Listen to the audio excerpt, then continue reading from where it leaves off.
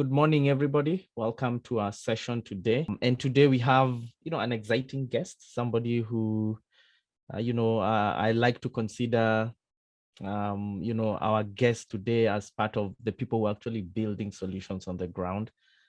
People who, I would say, are building the companies of the future within the blockchain and the crypto space. It's my honor to welcome Frank. Hello, David, and hello, everyone else.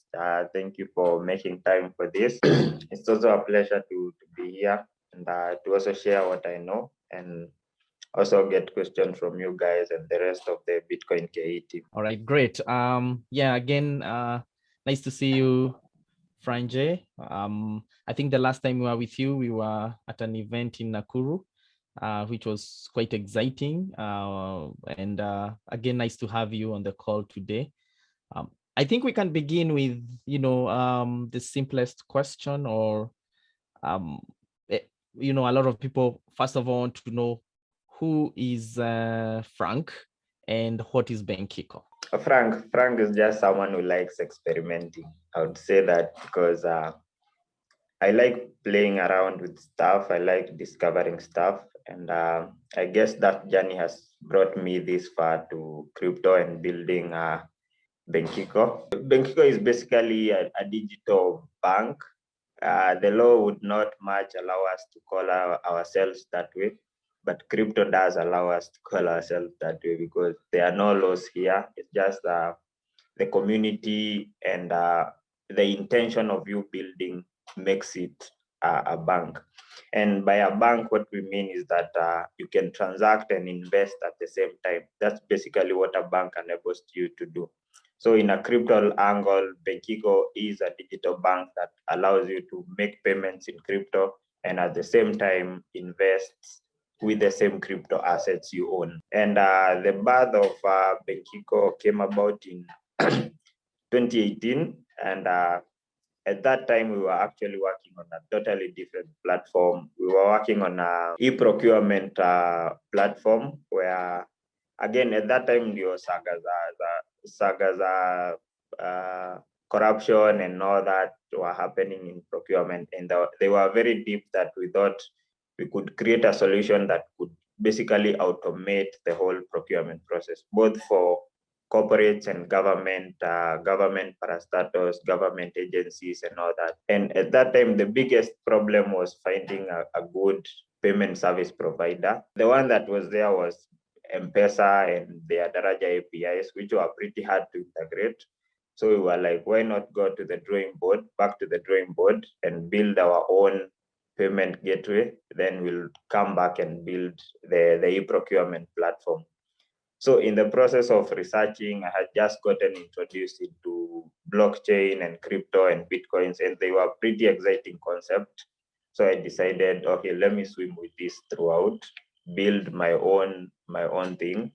I will probably not build the procurement platform, but someone will build it on top of Benkiko either way. So that's how Benkiko was born. We launched this year. So from 2018 to this year has been pretty much research. And we figured it out until where it is now that we have over 1,000 active users. So you mean so far Benkiko already has 1,000 users? Yeah, actually 1,300 users. 1,300. All right. Yeah. If I may ask, now that you already have a user base, how do your clients, if I can call them that way, leverage Benkiko as a payment platform? So ideally, being crypto based, of course, you have to deposit Kenya shillings, you get a crypto token to use. And how this works, though we'll get into P2P later, is that you exchange your cash for a digital token called the USDB or the Benkiko USD, which is basically a stable coin of the US dollar. And the reason we chose the US dollar instead of the Kenya shillings is that it enabled us to go past Kenya. So this way, a Ugandan could deposit, since every currency across Africa and every currency across the world is convertible to the US dollar. It means that a Nigerian could deposit as easily as a Kenyan would, as a South African would, as a Egyptian would. So in short, you deposit, let's say you deposit 200 Kenya shillings. The 200 Kenya shillings is converted into a dollar. So the amount that is held in your Benkiko account is in dollar form. Once you've made that deposit, you can now be able to make payments within the country or anywhere across Africa easily. Again, because once you send it to the other person, now they can convert it to their own money, going by the same thinking that every currency is convertible to the US dollar.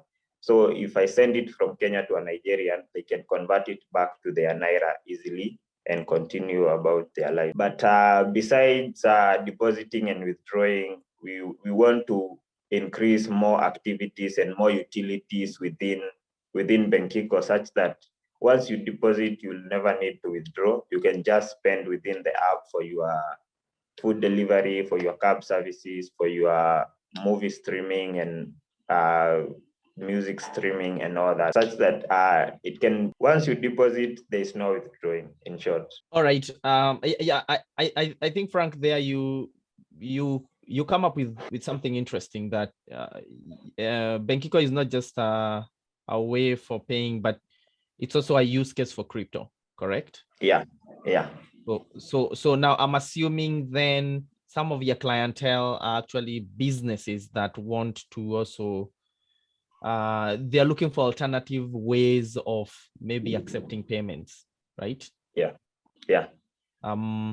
Would you say, for example, so you say you have about 1,300 customers. Are those mostly businesses, or are they also individuals? They are individuals and businesses at the same time. And the reason for this is this.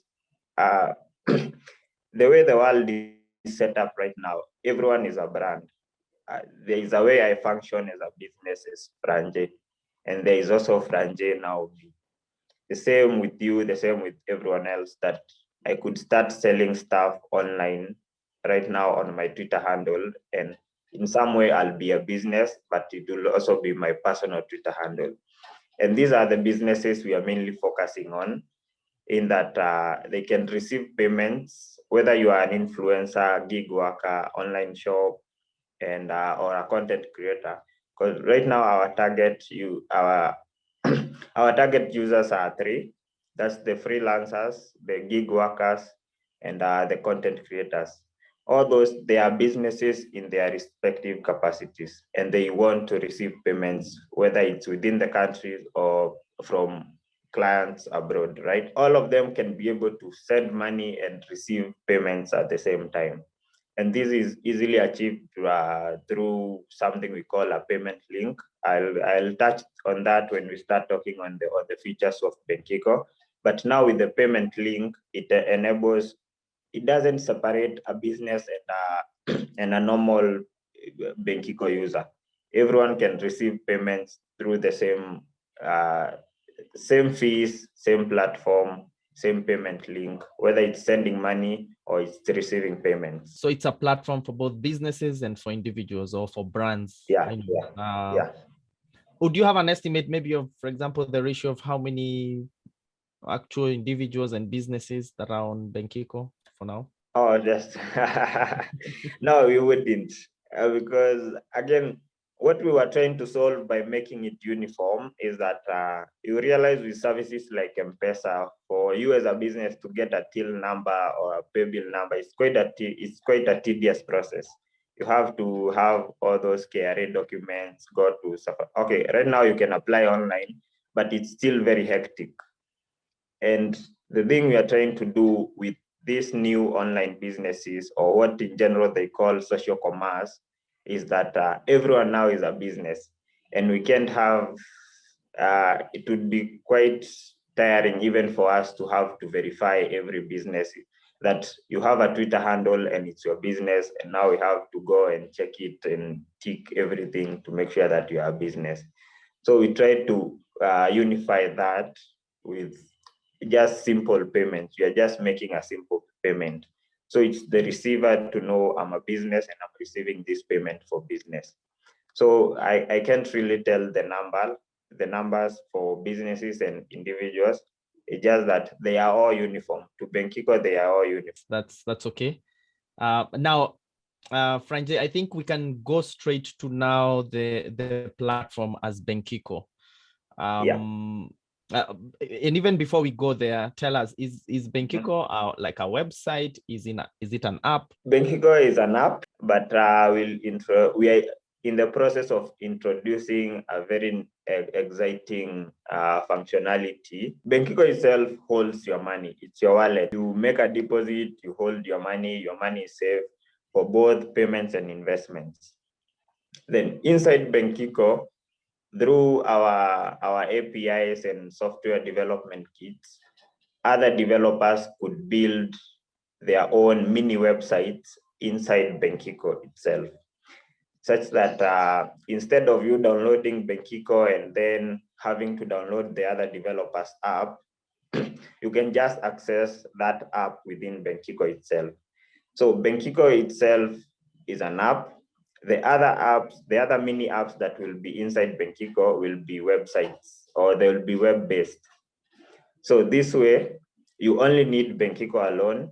You can access every other app that is built around Benkiko from inside Benkiko itself. So the key here is that with the Benkiko app, every other app that is powered by Benkiko can be accessed from inside the app easily. All right, so Benkiko is like a super app. You're building Benkiko like a super app, really. Yeah. So now, again, I think that's a pretty big feature of Benkiko, especially for businesses, right?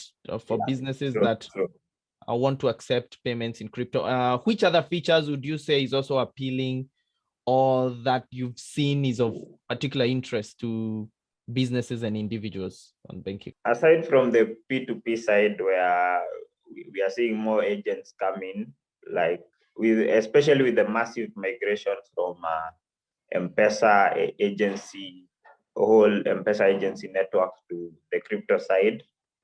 I guess we'll get in depth again into that when we are talking about P2P. But one of the features that I've seen more appealing is what we call the payment request. And this is a very unique feature that allows you to generate a link and share it as an SMS, as an email, as a WhatsApp text, or you can even attach it on your Twitter bio, such that whoever is paying you, if you are a Twitter business, you own a business on Twitter, you can put this link on your bio that whenever everyone needs to pay you, there's no that back and forth of where do I pay, your pay bill numbers and whatnot. They just click on that link and they make a payment to you directly. So this is being used by content creators in that if you have your content on YouTube and it's engaging, entertaining, and all that, someone could actually appreciate you by just clicking on the link, then they tip you whatever amount they want. Another place where it's been used, Twitter businesses mainly, you post your shoes, you post your clothes and whatnot. Then within the caption, you add the link with the amount. If your shoe is 4,500, then the link requests 4,500. It's more like an SDK push. Those who have used M-Pesa SDK push just works the same way, but this time it's in a link. So if I like your shoe and I want to buy it, then I'll just ask for it. Most of the conversion happens in the DM. You tell them, hey, I like this shoe, can you deliver it? Once that is done, you just click on the link and you make a payment to the person. So there's no that back and forth of where do I pay, share with me your phone number. You see all those privacy concerns. All you need is just the link. They click the link, they make a payment. So this is very effective, especially in promoting these online businesses, whether it's on Twitter, Facebook, Instagram, and WhatsApp business. And it's a very growing field, seeing that even companies like Facebook have introduced things like Facebook Marketplace. They've introduced WhatsApp business because it's really huge right now. It's worth like 300 billion US dollars globally, social commerce itself, where there is no central location for you to sell. You just post your item, your audience picks it up, whoever is interested in buying will buy it. That's basically what they call social commerce. So we now want to power that with faster, easier payment using the payment link. So if you post your items on your WhatsApp status, the last status, you could add the payment link. If you post your items on Instagram, you could also add the payment link. If it's on Twitter, you could add the payment link. And your deal, once you've sold, payment is done easily. Wow, okay, that's impressive. Yeah, it's always much easier if you go to buy on M-Pesa and it just automatically just tells you put in your PIN and then the money is just deducted automatically. So exactly. So let me ask Frank. So when someone uses Benkiko for this service, how is that? You as the merchant, do you then specify before you use you enable the link? Do you specify how you're going to be paid? How to be paid in crypto or in fiat? Or does the link automatically, give you those options when you click? From your profile, you'll have already set your preferred currency, and actually all you need is a preferred currency. If you're Ugandan, then your preferred currency is the Ugandan shillings. If you're Kenyan, the preferred currency is the Kenyan shillings. So when generating the link already captures all those details. So it's not a struggle for you as a merchant. All you'll need is to copy the link and apply it on your content. And the good thing is that even if the link carries the Kenyan shillings and the Kenyan setup for you to receive payments, if a Ugandan is paying you, they'll still pay you. Remember, the underlying currency is the US dollar. So Ugandan shillings is convertible to the US dollar. The Kenyan shillings is also convertible to the US dollar. So a Ugandan will still be able to pay you, but the money will get to you in Kenya shillings, which is your preferred currency as the merchant. So that's an advantage because now anyone can pay you. Literally anyone can pay you. All right. Impressive. All right. I can't wait to try that out. Definitely, this is one feature that actually enables actual use cases on the ground. Yeah. All right. I mean, yeah, Franje, I think also you mentioned social commerce, which is big, which obviously now looks like Benkiko intends to power social commerce. Just an overview of if you look at the adoption of Benkiko, I mean, where do you see it coming from across, maybe in Africa, across the world? Where is this happening mostly? A lot of activities we are seeing are in Kenya and Nigeria mainly. Actually, Nigeria have been very impressive. I don't know, but yeah, they've been very impressive. And again, I guess I would also thank their whole fintech ecosystem is quite vibrant. So they are able to receive something very easily. They are used to it. Could be a different concept, but they are still used to it. So it makes it very easy for them to adapt and to try it out, experiment. They are also very straightforward and very honest. So they give very good feedback. They'll either bash you or banter you, but they give very good feedback. So I've seen a lot of activities are in Kenya and Nigeria, a few Ugandans here and there.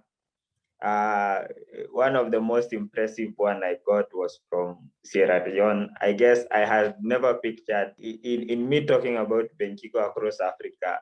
Sierra Leone has never clicked in my head until I got a customer who was like, I want to deposit into your app from Sierra Leone. I was like, oh, whether that country actually exists.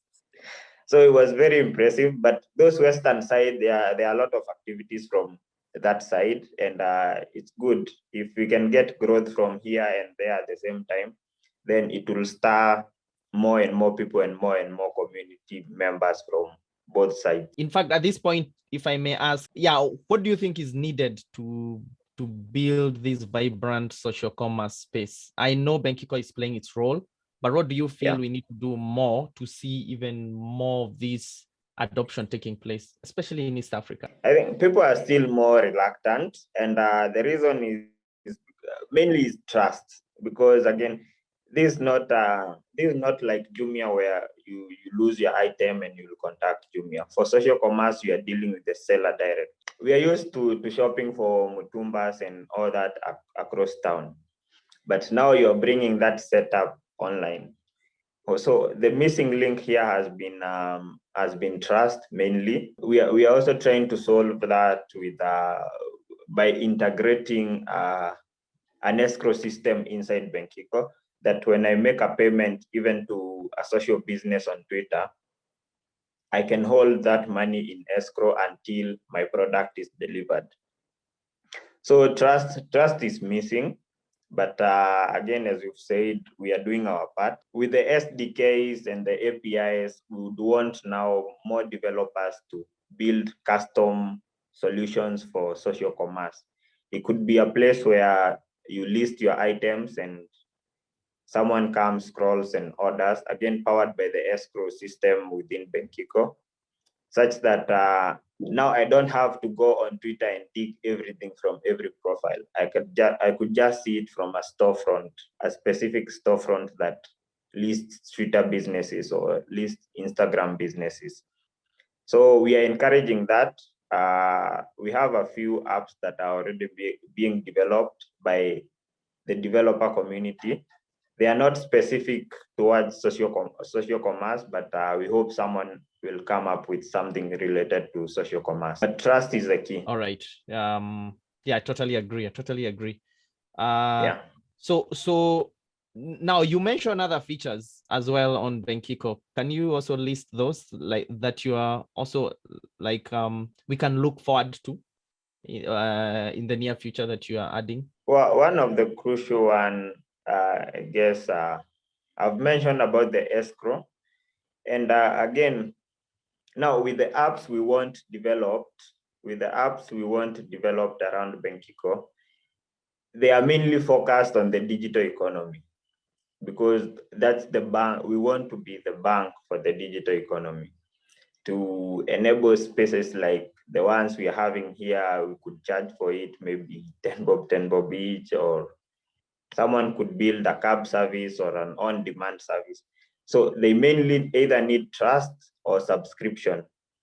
And so these are things we've integrated, such that if I build an app that needed a subscription service, then as a developer, I don't have to build the subscription service from scratch.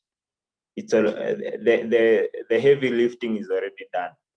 So it makes it easier for even a beginner developer to deploy their app and try out their ideas and get excited about them and share with the community. So you can build a subscription service very easily. Could be music subscription, could be streaming subscription, or whatever sort of subscription you'd think of. The other part is the escrow part, where you are doing business and you want to facilitate trust between the customer and the seller. Again, you don't have to build the whole escrow system from scratch. The heavy lifting is already done. You just deploy your solution, call a few APIs, and you're good to go. Now, those are the two bits. Now, the next bit, now this is the most exciting, is for these services. I've built my own subscription service, but I want the community to own it. How do they own it? They own it through a token. So these services could also be able to issue their own tokens. The tokens could be utility, could be governance, but the service could issue its own token. That I have a cab service, it only uses its own token alone. So whenever someone makes a payment, the payment gets to the app in its own token. We could have let's say Bitcoin KE, and your blog is basically subscription based. For someone to pay for a subscription, they need to use the Bitcoin KE token. So this gives the token utility continuously, and it also enables everyone within the Bitcoin KE community to own that token and own a piece of Bitcoin KE.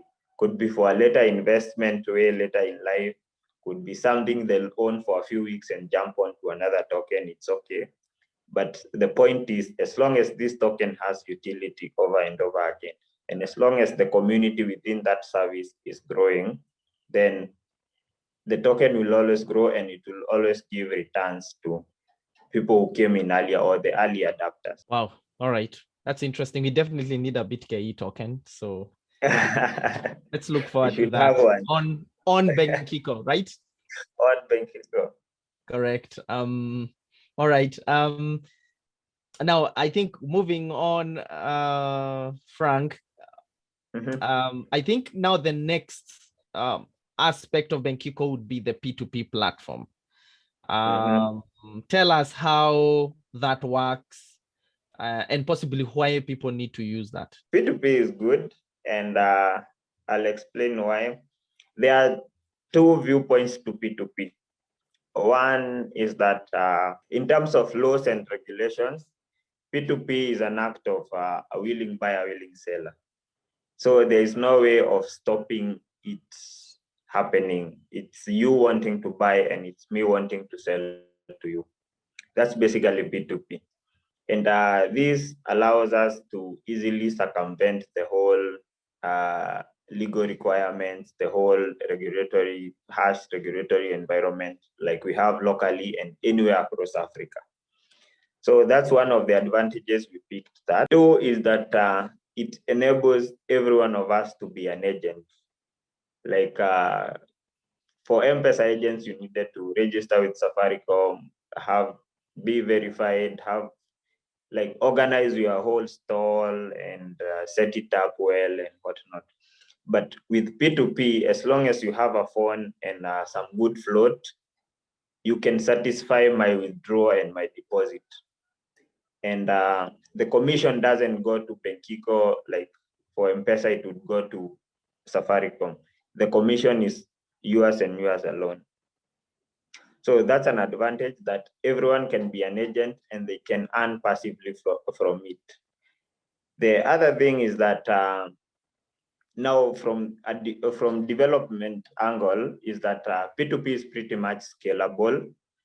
And by scalable, I mean, if we were to do it the normal way, I would have to figure out how to integrate M-Pesa, Equity, KCB, PesaLink, like manually integrate all of them. Then go to Uganda, find their payment methods, integrate them, go to Nigeria, you see.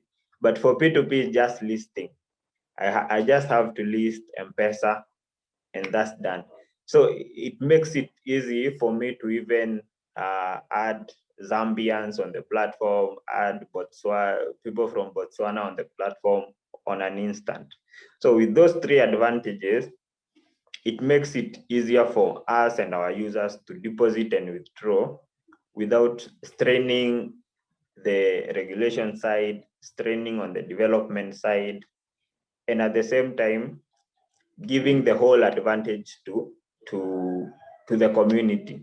That if you are Ugandan and you feel like, let me be doing deposit and withdraw for Ugandans and I'll earn the commission, then you can do that. If you're in Tanzania and you feel like, let me do deposits and withdrawals for Tanzanians, you can do that. Like every one of us can become an agent freely. They can stop being an agent freely. They can come back online when they want, again, freely. The only point now for Benkiko is to ensure trust, that once you've been sent money as an agent to make a deposit to the user's Benkiko account, then there is no friction in between, there is no fraud in between, and there is no loss of money in between. So Benkiko's role on the P2P side is that we have now to ensure that trust, that you've sent someone money to make a deposit or to make a withdrawal, and that deposit completes well and the withdrawal completes well. That's actually impressive. I see actually an opportunity there that you can be part of Benkiko and make money as an agent now, right? On your P2P platform. So yeah, it's another avenue for making extra money as a P2P trader, right? In a sense. Yeah. Okay, that's quite impressive, because I think we are used to P2P platforms being only P2P platforms. But now with Benkiko, you're coming up with a P2P platform that's also facilitating merchants and businesses, Yeah, to cash out and cash in, right? cash in. Yeah. That's impressive. That's impressive. I see a few questions coming in. At this point, I would just like to, encourage people to keep on asking questions. So we'll take the questions maybe at the end of this session. I think due to time, Frank, I would like you now to move on to the next aspect of Benkiko, where Benkiko is moving on to when it comes to governance. Tell us about that, yeah, and how that looks like. The good thing with crypto is that everything falls back to the communities. You cannot do crypto without community. Even NFTs and the metaverse, you can't do it without the community. And the advantage of this is that it lifts everyone. As long as the community is active, all of us are lifted. If the community is not there, then everything crumbles down. And so the next phase of Benkiko is to basically hand it over. Like, we've done all those features, we've gone about the P2P and the apps that are coming in. Now we want to enable everyone to have a piece of this cake. And how to do that is basically to make it a decentralized autonomous organization, where we are not the decision makers, but everyone else who participates in Benkiko makes the decision. And this will be done, of course, through a community token, or what they would call a governance token, in that as long as you hold the Benkiko token, you're not just looking to make a few percentage of the growth of Benkiko, but we are also looking to make decisions, key decisions within Benkiko. Whether it's a feature we want to develop, whether it's an expansion plan, whether it's a protocol change, or the whole engine and the way Benkiko functions, and we want to change that, you can be able to have a say and say, no, I won't vote for that, but yes, I vote for this and this. And so we'll do this hopefully by the first quarter of 2022. We'll issue our own token. We'll work on the governance structure. And basically, governance structure is actually a way for us to be able to post a proposal and the community to vote or not vote for it. But they'll vote for it or not vote for it through the token, the Benkiko token specifically. But besides the Benkiko token being used for voting and not voting, it will also be used to pay for fees, to pay for discounts, and to also issue rewards to community members for community activities and community contribution. So the way to do this, again, Benkiko is based on Stellar, the Stellar protocol. And this way we'll also issue the token on the Stellar protocol. Then from there onwards, we'll invite a few early investors. I hope the 14 of you will be available for that. You could put 500, 10,000, 50,000, whatever amount you're comfortable with. After that pre-sale or that early adopters or early investors, after that, now you can be able to start now making small decisions here and there as the community grows, to a point that everyone within Benkiko will have that token, and they'll be able to decide what happens next, what happens in the next phase, what changes do we make on the roadmap, and so on and so on. The whole point of a DAO, or a decentralized autonomous organization, is that everyone now becomes an owner of the project. Everyone becomes a decision maker in the project. Everyone becomes a real invested participant in the project. So Benkiko transitioning into a DAO, that would be quite Interesting. And so as we get more questions, I can see a few more questions. Before we get into questions, Frank, maybe I want to ask from your opinion, and it makes a lot of sense for the community to make some of these decisions on the platform. Do you feel that, moving into a DAO makes, like in your opinion, what makes DAOs superior to the current, say, corporate structure that we have generally? Where you have shareholders, a board, a chairman. Like, what makes a DAO more superior to some of these structures that we are using? Actually, that's the bit I guess I forgot to mention, is that DAOs now are redefining how corporates work, and not just corporates, probably governments later on. If we put this parallel to Safaricom, you realize that they have a whole board and down to management and CTOs, officers, like random officers, all the way down to agents. With the setup of Benkiko, you realize that one could be a P2P agent and they still hold their token to Benkiko and they are decision makers in Benkiko. So it basically it removes all those requirements for executive seats, decision makers. Everyone now becomes a decision maker. And the advantage is that they are ruled by consensus. If most of you vote no for something, then it won't go forward. If most of you vote yes for something, it will go forward. So everyone, whether they have 100,000 inside Benkiko or they have 5,000 inside Benkiko, they are all decision makers. There's no preferential treatment for you have so much invested in it and I have so little that your decision has more weight than mine. So what DAOs manage to achieve is that they allow every member of the community to be a decision maker inside that project. And now this is what we want to give people, that at the end of the year, when we go over all the decisions that have been made, we wouldn't have to say that a certain select group wanted this because of their own personal gains or whatnot.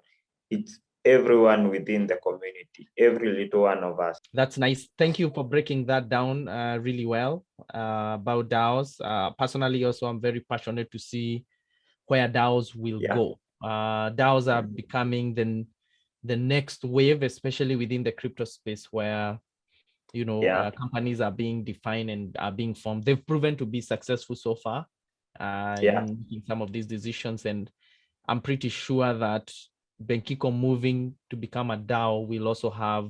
It's also taking advantage of that ability for people who hold the token to make those decisions. Just one more question, maybe. Since Benkiko intends to launch a token, a governance token, will it be the same token that allows you to pay for fees on the platform? Is it the same token that will also be used for, as a governance token, or will it be a different token? Yeah, we will just use one. Okay, various platforms actually have the governance token and the utility token, where the utility is used to pay for fees and giveaways and rewards, while the governance is used for decision making. For us, we think it's more of an advantage if we just have one. If we grow if we grow Benkiko utilities and we grow the utility within Benkiko, in short, then the more it's used, the more it delivers value to everyone who holds it. And again, our focus being payments and investments for our people is that the more the utility, the more value that is delivered to every community member. Then aside from that, you can still use the same token in your pocket to make decisions within Benkiko. So it's growing, at the same time, it enables you to make decisions. I think we can go straight to the questions now. We just have a few questions. There's one question from Edwin here.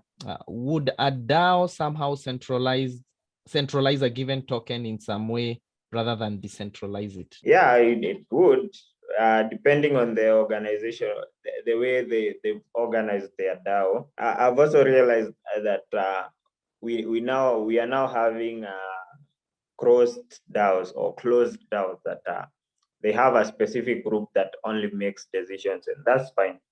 But it's happening, but ours will be pretty much open to everyone, whether you have 500 in or you have 500,000 in it. All of you have the same equal voting rights. All of you have the same say in decision making. So would the DAO centralize? Yeah, some are doing that, again, depending on their criteria and their community, what their community feels like. But ours will be pretty much open and very much decentralized. We have one more question, maybe the last question here. Victor is asking, why did you settle on the Stellar chain? On the Stellar chain main focus is to be the internet of money. And ideally, that's what we are trying to do by making payments easier, first of all, and two, enabling every one of us to be an investor. Again, I said all those apps that will be developed within Benkiko will be able to issue their own tokens. And these tokens are tokens that you can use to invest. You could see a good e-commerce site that you want to put 100,000 in it. You could see another project that you want to put 500K in it. So with the Benkiko pretty much aligned with much of what Stella wanted to achieve. So, and that's one of the reasons why we settled for Stella. Another thing was that in terms of development, Stella doesn't require that much high-level programming skills or high-level programming languages. It just uses the basic programming languages that we are taught in school that you can learn on YouTube. And the reason for this, or the reason for us choosing this, was that we can enable even beginner developers to deploy apps and tools and platforms for their local community. So the choice was made because first, we align with what Stella wants to achieve in the long run. And two, we want everyone else to be able to experiment with crypto. And the only way to experiment with crypto is if we make the development requirements quite lower than what you need for Ethereum and Solana and so on. Yeah, also someone here is asking then, are you able to use BSC Finance Matching? Are you able to? No, but you can bridge easily. By bridging, I mean you can move from Stellar to BSC, you can move from Stellar to Solana, Stellar to Ethereum. So we'll create a bridge, a very smooth, seamless bridge that if you want to go do some things on PancakeSwap, then come back to Benkiko, you can be able to do that easily. But Benkiko won't directly work with any of those. It will just be a bridge for you to move your money in between the ecosystems. Victor again is asking, are there any plans to list that governance token along the way? It will be listed mainly on other Stellar exchanges, later on probably on exchanges, on bigger exchanges, but we haven't focused much on that right now. But it will be available across the Stellar ecosystem. All right. Because one of the advantages of Stellar is that if your token is available on Benkiko, it's available on every other wallet that supports Stellar. So you can access it direct from Benkiko or from another wallet, and you can trade it with ease. Yeah. I'm assuming that would be the same even for other tokens that build on Benkiko. Yeah, true. All right. As we wind up, maybe I would like to ask, for you've been building Benkiko since 2018. Now you have a product, you have a working product, you have a customer base. There are many people in this space who are just beginning or who are just who are just discovering this amazing space, right? Who are learning Mm-hmm. about DAOs for the first time, who are exploring, this new world of crypto. Mm-hmm. What would be your advice to, someone, to a beginner, for example, or for someone who's still figuring it out? What would you advise them as they start their journey in the space? First, I guess it's to find what interests you the most. You could be interested in being just a trader and make profits. You could be interested in being a builder and you want to deploy solutions. You could be interested in just being an evangelist and you learn, you read, then you share the information with others. So for builders, of course, programming is required. But besides programming, you must be someone who likes interrogating things, because these things rely on a lot of economics. The underlying surface for all of them is a lot of economics. And so if you are a builder, you must be interested in finding out what is money, how does money work, well, exchange, uh, especially exchange of goods and services. Just like you need to eat lunch and you go to the kibanda to eat, that's an exchange. You are giving them cash for in exchange for food. But what is this exchange? So that's for builders. For traders, be on the lookout for new projects. Be on the lookout for solid projects and solid communities. I guess that's the basic requirements for a trader. Else you'll be making losses all through. You'll catch a good trade, then lose five. Catch a good trade, then lose five. For traders, be on the lookout. Stay keen. Follow those dot leaders on Twitter. Make sure you are on some Discord channels or Telegram. That's for traders. For builders, platforms are there. Solana is there, Ethereum is there, Tron is there, BSC is there. But to make that decision, which one do I go for? Again, it would depend on what you want to build. We picked Stellar because it was favorable for us, but it doesn't mean you will have to pick Stellar. Probably BSC could be more suitable for you, or Solana could be more suitable for you. But they come with other requirements like programming languages and ways to integrate in short. Said, we're also seeing a lot of people who are making good money being evangelists. You could write blogs, you could host spaces, you could market projects, and so on and so on. So those are currently the three available options. You are either a trader, you are building, or you are the guy who shares information about new things. But the key is information. Information. In all those, you need information either way. So be on the lookout for new informations, new projects, new discoveries. Before we didn't even know about the metaverse. Now we have the metaverse and it's so big. Platforms like Decentraland came in, like, I guess Decentraland has been here since 2019, 2018. But before then, we didn't call it the metaverse or the metaverse platform. Now we are calling it the metaverse platform. Probably next year, there will be a new term for something else that we already used to, but it's not yet it doesn't really have an identity yet, but we're already using it.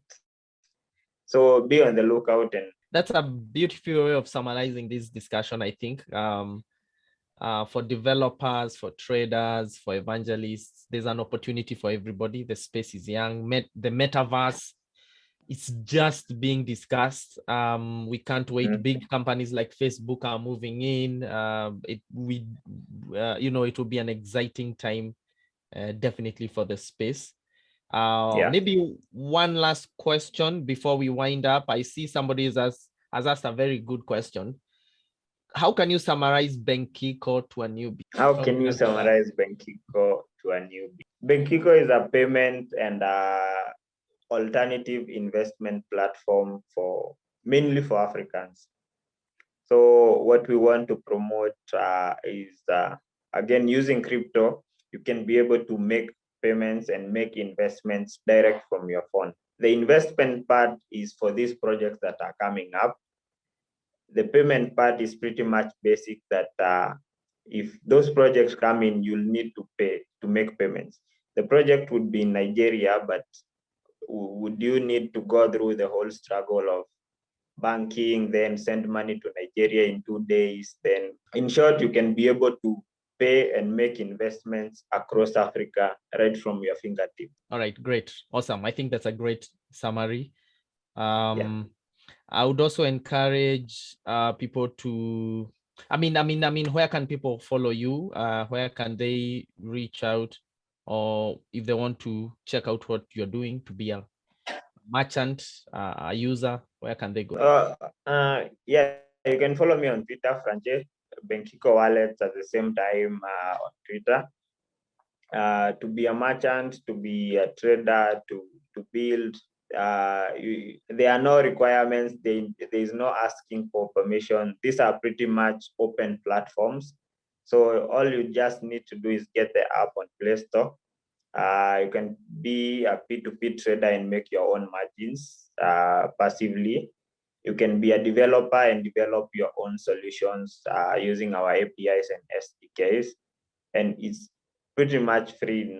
There is no asking for permission. There is no writing, submitting documents, and so on and so on. Just get the app. From there onwards, everything is pretty much open. All right, great. Yes, and the links are right there on the chat section for anyone who wants to follow Franje, to see Benkiko and what they're doing. Please follow them. Mm-hmm. I think they're doing an amazing work. We can't wait to see them or what they come up with next year. And I think with that, we can wind up. Thank you so much, Franje, for taking the time to talk to us. We really look forward to 2022, and hopefully Benkiko grows to be the platform that you've envisioned it to be. Thank you so much.